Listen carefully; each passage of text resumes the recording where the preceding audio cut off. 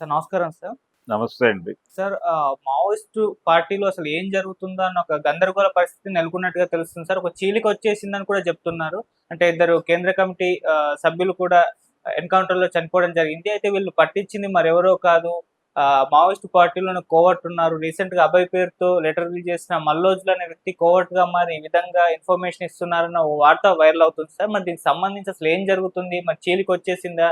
నిజంగా అతనే కోవర్ట్‌గా మారి ఇన్ఫర్మేషన్ బయటకు లీక్ చేస్తున్నాడా? అసలేం జరుగుతుంది? మల్లోజుల వేణుగోపాలరావు గారు ఆయన ఆయన మీద ఒక విమర్శ నడుస్తోంది. అంటే ఆయన ఒక లెటర్ రిలీజ్ చేశాడు. హ్మ్. ఆ లెటర్ సెల్ఫ్ పిటీతో కూడుకుని ఉంది. సెల్ఫ్ పిటీ అంటే మేము అతివాద నినాదంతో ప్రజలకు చాలా నష్టం చేశాము అన్న ధోరణిలో నడిచింది అది. ఆ లెటర్ మొత్తం కూడా. అది చాలా మందిని ఆలోచనలో పడేసింది. ఇదేమిటి ఇలా మాట్లాడుతున్నాడు ఈయన అని. నిజానికి ఆ పార్టీకి సంబంధించినటువంటి నాయకత్వ స్థానంలో ఆయన చాలా కాలంగా ఉన్నాడు. నడిచిన ప్రయాణం అంతా ఆయనకు తెలుసు. అంటే దాదాపుగా కొండపల్లి సీతారామయ్య గారి దగ్గర నుంచి గణపతి వరకు ఆయన ప్రయాణం ఉంది. ఈ ఈ సందర్భంలో పార్టీ తీసుకున్న అనేక నిర్ణయాలు, సీతారామయ్య గారు గెరిల్లా పర్స్పెక్టివ్ అనే పేరుతో రాసినటువంటి డాక్యుమెంటరీని సరఫరా చేయటం, సర్క్యులేట్ చేయటం దగ్గర నుంచి ఆయన పాత్ర ఉంది. ఆయన పొలిటికల్ క్లాసెస్ చెప్పాడు, క్యాడర్ని తయారు చేశాడు, ఉద్యమాన్ని ఎలా ముందుకు తీసుకెళ్లాలో గైడ్ చేశాడు. మాస్టర్ అనే పేరుతో కూడా పిలిచేవారు ఆయన. అలాంటి వ్యక్తి ఇలా మాట్లాడుతున్నాడు ఏమిటి అని చాలామంది క్రైసిస్లోకి వెళ్ళిపోయారు. ఇదేంటి, ఏం జరుగుతోంది అక్కడ. ఇక్కడ ప్రధానమైన గొడవ ఏంటంటే ఈ ఈ రోజు జరిగినటువంటి నిన్న జరిగినటువంటి ఎన్కౌంటర్కి సంబంధించిన సమాచారం ఆయన ఇచ్చాడు. ఆయన చెప్పినటువంటి మాటల్ని ఖండిస్తూ ఒక లెటర్ వచ్చింది తెలంగాణ రాష్ట్ర కమిటీ పేరుతో. ఈ లెటర్ రావటం వెనకాల వీళ్ళిద్దరూ ఉన్నారు, ఈ ఎన్కౌంటర్లో చనిపోయినటువంటి ఇద్దరు ఉన్నారు అనేది ఒక అభిప్రాయం. అందుకని ఈ లెటర్కి భిన్నంగా, వ్యతిరేకంగా దీన్ని ఖండిస్తూ వాళ్ళిద్దరు ఇన్ఫర్మేషను అట్నుంచి బయటకు వచ్చి వీళ్ళిద్దరూ ట్రాక్ అయి ఈ ఎన్కౌంటర్కి గురయ్యారు అనేది ఒక అభిప్రాయం బయట చలామణిలో ఉంది. నిజానికి ఈ రెండు లెటర్లని చూసి పార్టీలో చీలిక వచ్చేసింది, నెట్టనేలోన మావోయిస్ట్ పార్టీ చీలిపోయిందని కూడా కొంతమంది మాట్లాడేశారు. అయితే ఎప్పుడైనా సరే డిఫరెన్స్ ఆఫ్ ఒపీనియన్ ఉంటుంది ఎక్కడైనా. ఇప్పుడు ఏం చెయ్యాలి అంటే, వరుసగా నష్టాలు జరుగుతున్నాయి. ఈ వరుస నష్టాల వెనకాల ఉన్నటువంటి వ్యవహారం కార్పొరేట్ రాజ్యాంగం.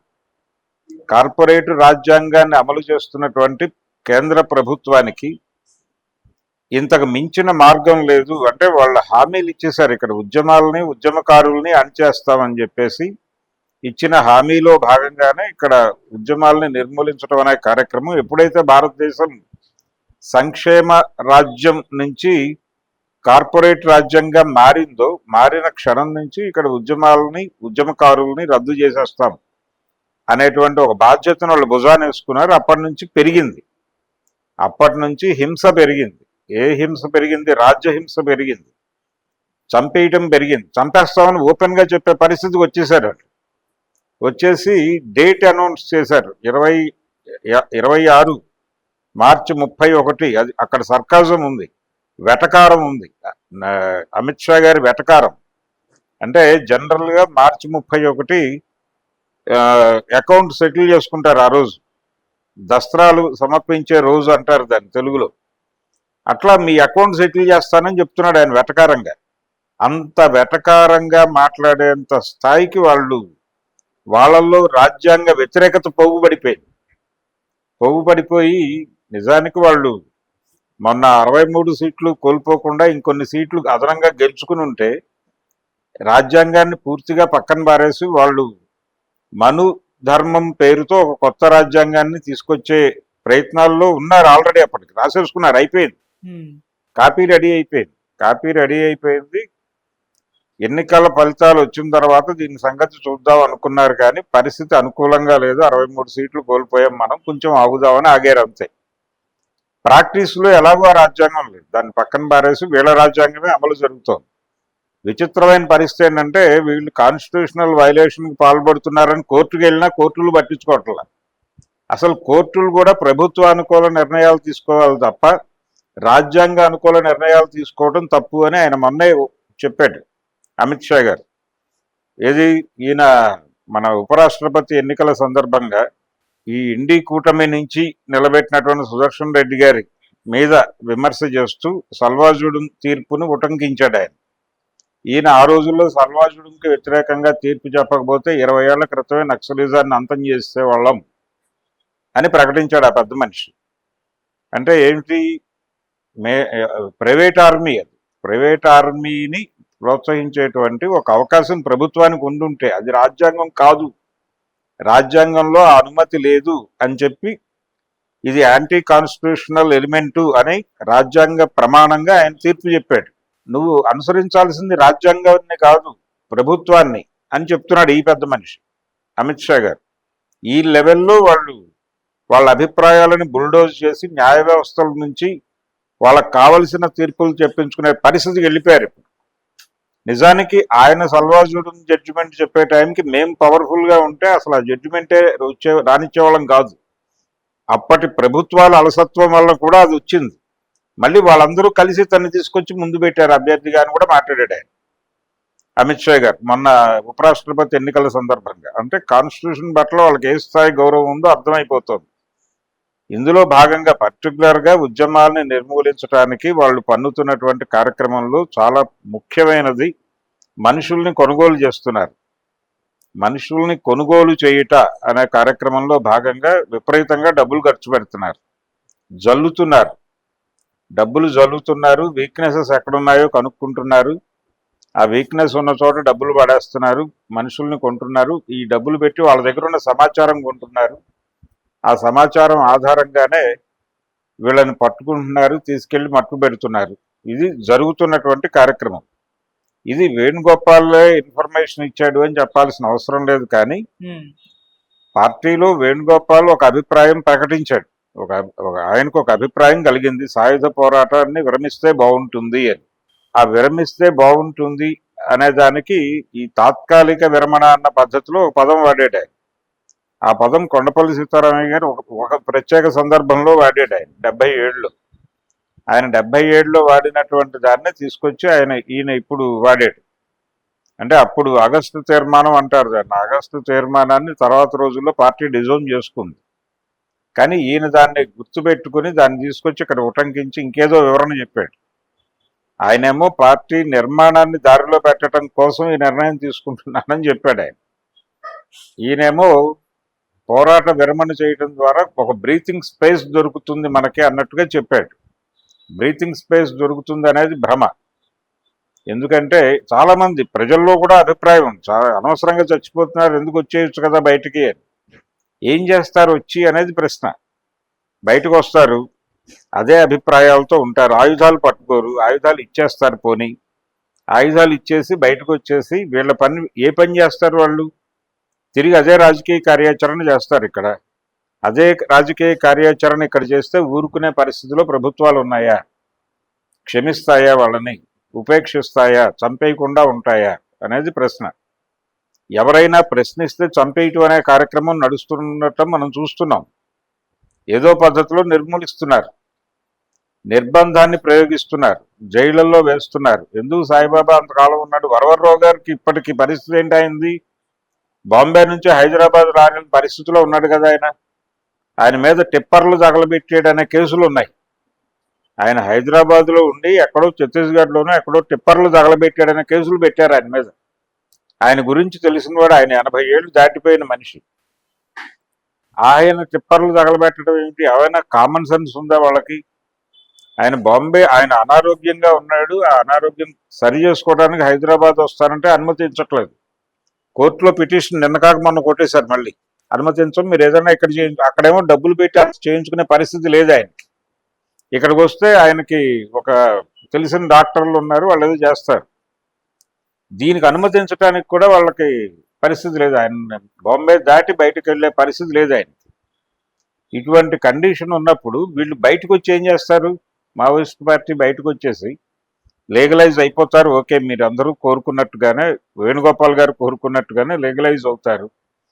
లీగలైజ్ అయ్యేసి మేము అసలు ఏమీ ఆలోచించము, మీరు ఏ పని చెప్తే అది చేస్తాము అని ఆత్మతో సహా సరెండర్ అవ్వాలి. లేదు అంటే గనక మావోయిస్టు పార్టీని భారతీయ జనతా పార్టీలో విలీనం చేస్తున్నామని ప్రకటించాలి. అంతే తప్ప మేము రాజకీయ ఆచరణలో ఉంటాము, మేము ఆయుధాలు పట్టుకోము కానీ రాజకీయ ఆచరణలో ఉంటాము అని చెప్తే చంపేస్తారు ఇమ్మీడియట్గా బయటకు వచ్చిన మరుక్షణం. కాబట్టి ప్రాణ నష్టం, దెబ్బలాడుతున్నా నష్టమే, బయటకు వచ్చినా నష్టమే. కాబట్టి ఇప్పుడు చేయవలసిన పని ఏంటి? ఈ ప్రభుత్వాన్ని పక్కకు తోయటం, అంతకు మించిన మార్గం లేదు. ఆ పరిస్థితి వచ్చేసింది. ఆ పరిస్థితి రావటం అంటే ప్రజల తరఫున పోరాడే వాళ్ళు ఎవరినైనా చంపేస్తామంటున్నారు. మావోయిస్టులనే కాదు, ఎవరినైనా సరే ఏ పేరుతో ఉద్యమాలు చేసినా వాళ్ళని చంపేయటమే మా ప్రోగ్రామ్ అని చెప్తున్నారు. దీన్ని అర్థం చేసుకుని ఇంత రాజ్యాంగ వ్యతిరేకంగా, ఇంత ప్రజా వ్యతిరేకంగా ఉన్న ప్రభుత్వాన్ని కూలదోయటానికి ఏం చేయాలి? కలుపుకోవాల్సిన శక్తులన్నింటినీ కలుపుకుని ఒక ఐక్య సంఘటన నిర్మించడమే మార్గం. ఆ దిశగా తల పెట్టి ఆలోచించాల్సినటువంటి సందర్భంలో ఒక అనవసరమైన కన్ఫ్యూజన్ క్రియేట్ చేస్తూ ఆయన ఒక కన్ఫెషన్ నోట్ రిలీజ్ చేశాడు వేణుగోపాల్. అది తప్పు, అది ఖచ్చితంగా తప్పు. ఆ క్రమంలో అంటే ఈ ఎన్కౌంటర్కి ఆయనే సూత్రధారి అని నిర్ధారించేటువంటి సాక్ష్యాధారాలు ఏమి లేవు. కానీ ఈ ధోరణి ఉన్నటువంటి వాళ్ళు అంటే దాదాపు ఆ మధ్యకాలంలో ఈ మహారాష్ట్ర ముఖ్యమంత్రి దగ్గర ఈయన వైఫ్ సరెండర్ అయిన సందర్భంగా ఈయన కూడా మాతో కాంట్రాక్ట్లోకి వస్తున్నాడు అన్న టోన్లో ఆయన మాట్లాడాడు ఫడ్నవీస్. ఆ మాటల ఆధారంగా ఈయన కొంత సమాచారం ఇచ్చాడేమో అని ఒక అభిప్రాయం ఉంది కొంతమందిలో. నిర్మాణానికి సంబంధించిన కొంత సమాచారం ఈయన దగ్గర నుంచి వెళ్ళిందా ప్రభుత్వానికి అనే ఒక డౌట్ ఉంది. వెళ్ళినా వెళ్ళకపోయినా వీళ్ళని ట్రాక్ చేసి ట్రేస్ చేయడం అనేది వాళ్ళకి కష్టం కాని పని అనేది నా పర్సనల్ ఒపీనియన్. ఎందుకంటే వాళ్ళు రకరకాల ప్రాంతాల్లో రకరకాల వ్యక్తుల్ని ముందే కొనుగోలు చేసి నియమించారు. అది అర్థం కానంతగా వాళ్ళు డ్రామా నడుపుతున్నారు.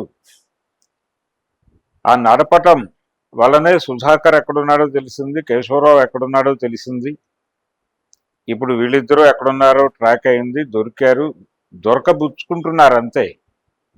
ఎవరు అంటే ప్రతి ఒక్కళ్ళు ఇప్పుడున్నటువంటి టెక్నాలజీ రీత్యా హైడ్ అవటం అనేది కష్టం.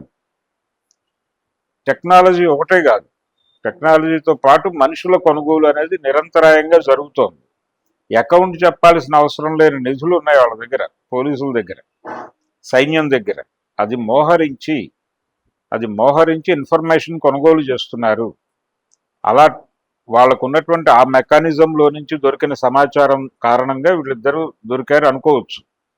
స్ట్రైట్గా ఇదిగో వీళ్ళిద్దరూ ఇక్కడ ఉన్నారు అని వేణుగోపాల్ చెప్పడం వల్లనే జరిగింది ఎన్కౌంటర్ అని మాత్రమే అనుకోనక్కర్లేదు. ఇక్కడ ఈయన ఇన్ఫర్మేషన్ ఇచ్చాడా లేకపోతే ఇంకెక్కడైనా కొనుక్కున్నారా అనేది చంపడం అయితే వాళ్ళ ప్రోగ్రామ్. నేను ఆఖరి మావోయిస్టుని చంపేస్తాను 31వ తారీఖు కల్లా క్లోజ్ చేస్తానని మాట్లాడాడు ఆయన ఓపెన్ గానే. ఆ ప్రోగ్రాంలో ఉన్నారు వాళ్ళు, ఆ ప్రోగ్రాంలో భాగంగానే జరిగింది ఇది అనేది నిర్ధారించుకుని ఈ ప్రభుత్వాన్ని పక్కకి గెంటటానికి మనం ఏం చేయగలం అనేది నిర్మించుకోవాలి తప్ప ఇప్పుడు వేణుగోపాల్ సరెండర్ అయిపోతాడు అని కూడా మాట్లాడుతున్నారు. ఈ క్షణము మరో క్షణము సరెండర్ అయిపోతాడు అనే అభిప్రాయం కూడా చాలా మందిలో ఉంది. ఆయన సరెండర్ అవ్వచ్చు, కాకపోవచ్చు, ఏదైనా కావచ్చు. పార్టీలో ఒక భిన్నాభిప్రాయం ఉన్నమాట వాస్తవం. పార్టీ సానుభూతి పరుల్లో కూడా ఉంది అభిప్రాయం. పార్టీ సానుభూతి పరుల్లో చాలా మంది జరుగుతున్న నష్టాలకి కన్నీరు పెట్టుకుంటూనే ఇంకెందుకు ఆయుధాలు ఇచ్చేసి బయటకు వచ్చేసి బయట పనిచేస్తే లీగలైజ్ అయి పనిచేస్తే బాగుంటుంది కదా. ఈ మధ్యకాలంలో సంజీవ్ ఒక మాట అన్నాడు, బయటకు వచ్చి సరెండర్ అయిన తర్వాత మీడియాతో మాట్లాడుతూ నేను సరెండర్ కాలేదు, లీగలైజ్ అయ్యాను అన్నాడు. అది చాలా మందిని అట్రాక్ట్ చేసింది ఆ పదం. మీరు సరెండర్ అయ్యి లీగలైజ్ అవ్వచ్చు కదా. లీగలైజ్ అవుతారు, ఓకే.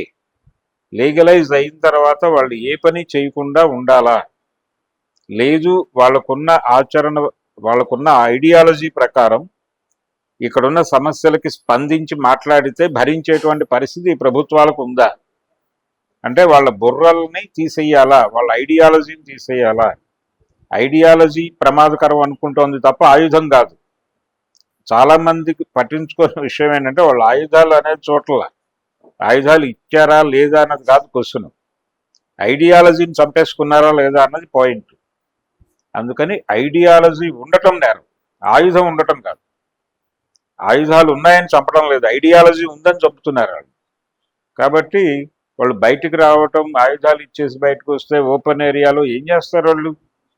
ఏం చేయాలి? మావోయిస్ట్ పార్టీ పేరుతో ఒక ఆఫీస్ పెట్టుకుని, మావోయిస్టు అనే పదాన్నే వాళ్ళు యాక్సెప్ట్ చేయట్లా. మావో ఆలోచన విధానాన్నే యాక్సెప్ట్ చేయనటువంటి కండిషన్లో ప్రభుత్వం ఉంది అక్కడ. ఈ కండిషన్లో వాళ్ళు బయటికి రావాలి అనుకోవడము, సాయుధ పోరాట విరమణ అంటము, ఇవన్నీ కూడా సంబంధం లేని వ్యవహారం. అంటే విషయాన్ని డైల్యూట్ చేసి ఇటువైపు నుంచి నీరసపరిచేటువంటి నినాదాలు అవన్నీ. అందుకని ఇది కరెక్ట్ కాదు. ఈ సమయంలో, యుద్ధ సమయంలో ఈ రకమైనటువంటి మాటలు మాట్లాడటం ఒక రకమైనటువంటి అంటే కిందకి లాగే వ్యవహారంగా తయారవుతుంది. అందుకని ఇప్పుడు చేయవలసిన పనేమిటి అనేది ఆలోచించి, ఈ రాజ్యం, కార్పొరేట్ రాజ్యం వలన సఫర్ అవుతున్నటువంటి అన్ని సెక్షన్స్తోనూ ఒక డైలాగ్ పెట్టుకుని వాళ్ళందరినీ ఒక్కటి చేసి వాళ్ళతో ఈ ప్రభుత్వాన్ని అంటే కనీస రాజ్యాంగ పరిరక్షణ అనే పేరుతోనైనా ఇండియన్ కాన్స్టిట్యూషన్ని కాపాడుకోవాలి అనే ప్రోగ్రాం చేపట్టి ఇప్పటివరకు ఈ దేశంలో మైనారిటీలు, దళితులు వీళ్ళందరూ కూడా రాజ్యాంగాన్ని అడ్డం పెట్టుకుని బతుకుతున్నారు. వాళ్ళకి ఆ రక్షణ కూడా లేకుండా చేయడానికి ట్రై చేస్తున్నాడు అమిత్ షాను, నరేంద్ర మోడీ. కాబట్టి వాళ్ళు తమని కాపాడుతుంది అని నమ్ముతున్నటువంటి ఆ సెక్షన్స్ హక్కును చేర్చుకుని రాజ్యాంగ పరిరక్షణ ఉద్యమం పేరుతో ఒక లైన్ తీసుకుని వీళ్ళందరినీ ఒక చోటకి చేర్చి వాళ్ళని పక్కకి నెట్టగలిగితే, కొంతమేరకు పక్కకి నెట్టడం అంటే ఇప్పుడు నెక్స్ట్ ఏది ఇంకో ఏదో కూటమి వస్తే ఆ కూటమి వీళ్ళని కాపాడుతుంది అనుకుంటే అది భ్రమే. ఇది వీళ్ళు మొదలుపెట్టిన వ్యవహారం కాదు. మన్మోహన్ సింగ్ గారు మొదలుపెట్టిన కార్యక్రమం. చంద్రశేఖర్ రోజుల్లో దేశం దివాళా తీసింది అని చెప్పి ఆర్థిక సరళీకరణల నినాదం, ఆర్థిక సరళీకరణలు చేస్తే తప్ప భారతదేశానికి విముక్తి లేదు అని ప్రవచించిన వాడు మన్మోహన్ సింగ్. ఆ రోజున ఆయన రిజర్వ్ బ్యాంక్ గవర్నర్గా ఉన్నాడు. అంతకు ముందు ఆయన వరల్డ్ బ్యాంక్ సంబంధాల్లో ఉన్నాడు. వరల్డ్ బ్యాంక్ పెన్షనర్ ఆయన చచ్చిపోయే నాటికి. ఆయనే మన్మోహన్ సింగే చాలా స్పష్టంగా పివి నరసింహారావుని నడిపించాడు. ఆయనే భారతదేశాన్ని మార్కెట్ ఎకానమీలోకి నడిపించాడు. ఆయనే ఆపరేషన్ గ్రీన్ హంట్ అనే పేరుతో నక్సలైట్ల నిర్మూలనే ఏకైక లక్ష్యం కేంద్ర ప్రభుత్వానికి అని చెప్పాడు. అన్ని అలా డ్రైవ్ చేసినటువంటి పార్టీయే ఇప్పుడు ప్రజా పార్టీగా కనిపిస్తోంది మనకి కాంగ్రెస్ పార్టీ. ఆ కాంగ్రెస్ పార్టీ అధికారంలోకి వస్తే ఇవన్నీ పోతాయి అనుకుంటే భ్రమే. ఈ ప్రభుత్వాలు అంటే ఏవైతే మార్కెట్ ఎకానమీని నమ్మి బతుకుతున్నాం అనుకుంటున్నారో ఆ పార్టీలన్నింటినీ పక్కకి అంటాల్సినటువంటి అవసరం ఉంది. అది అంత తేలిక వ్యవహారం కాదు. ఇది కొంత జటిలమైన పనే. కానీ కనీసం ప్రజలు గమనిస్తున్నారు అనే భయం కలిగించగలిగితే కొంత ఇలాంటి నష్టాలు నివారించడానికైనా అవకాశం ఉంటుంది. అలాంటి ఆచరణాత్మకమైనటువంటి కార్యక్రమం ఏదైనా తీసుకుని ఆ దిశగా చర్చలు జరపాలి. కానీ సాయుధ పోరాట తాత్కాలిక విరమణ, మేము ఆయుధాలు వదిలేస్తాం, బయటకు వచ్చేస్తాం, లేకపోతే లోపలికి వెళ్తాం, ఇవన్నీ నడిచే మాటలు కాదు.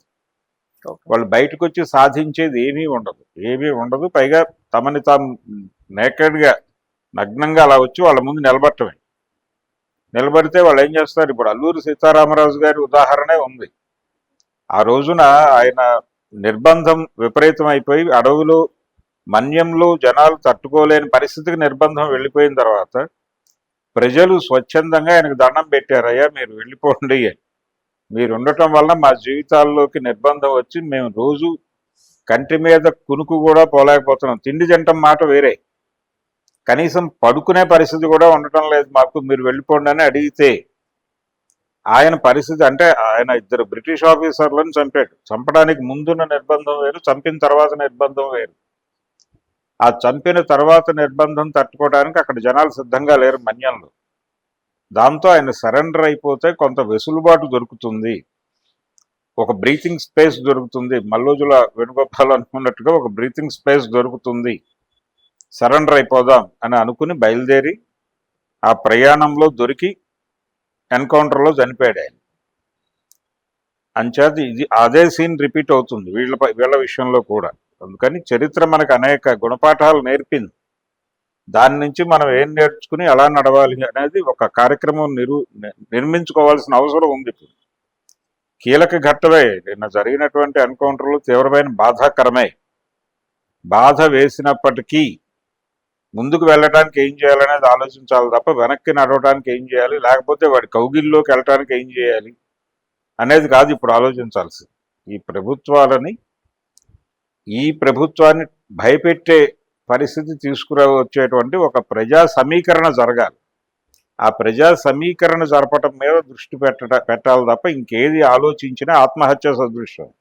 Okay sir.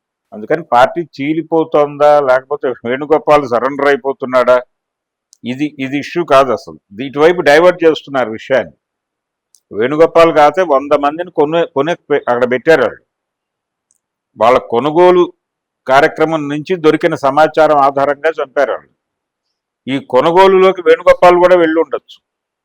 ఎందుకంటే అక్కడ కూడా డబ్బులు జల్లుతున్నారు, కోట్లు జల్లుతున్నారు, రూపాయి 2 రూపాయలు కాదు. Okay, thank you so much. Thank you.